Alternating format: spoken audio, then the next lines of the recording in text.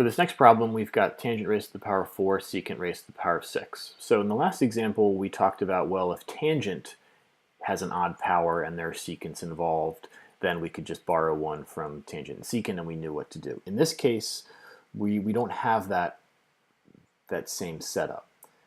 So the second tip that I would offer regarding powers of tangents and secants, or cotangent and cosecants, is that if the power of secant of x is even,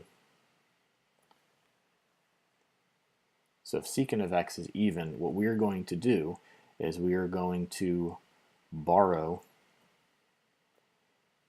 a secant squared to pair with dx.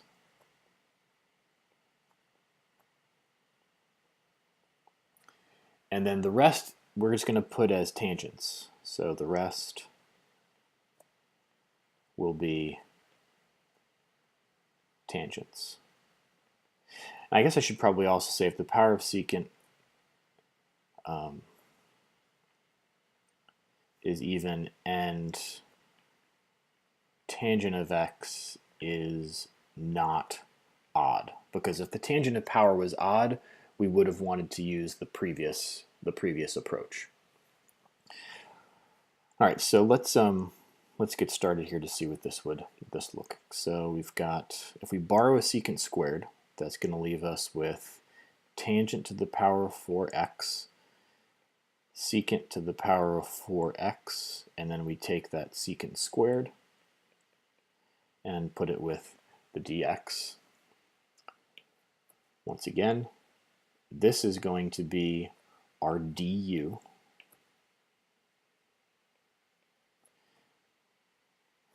And if we know that our du is going to be secant squared x dx, the u that would get us there would have to be tangent.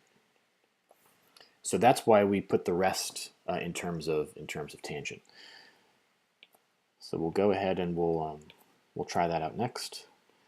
So tangent to the power of 4, that's already good to go.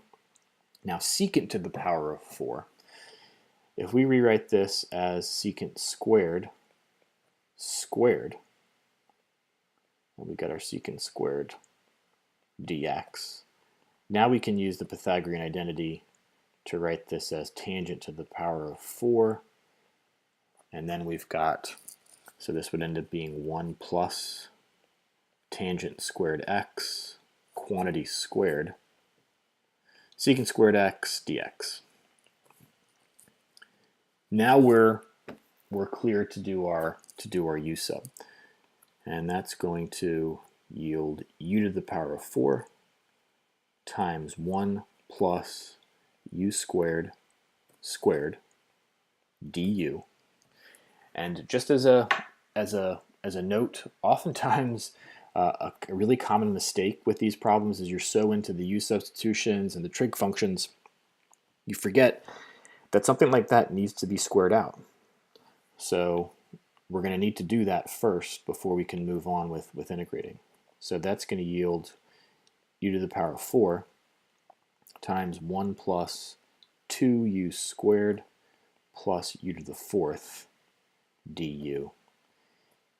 And if we distribute that u to the 4th out in front, that's going to give us u to the 4th plus 2u to the 6th plus u to the 8 du.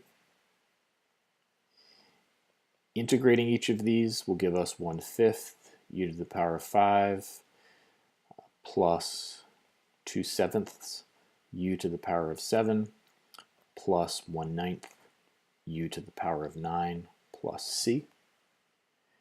And our u was tangent, so if we plug the tangent back in, we'll have our final answer, 1/5 tangent raised to the power of 5 of x plus 2/7 tangent to the power of 7 x plus 1/9 tangent to the power of 9 x plus c.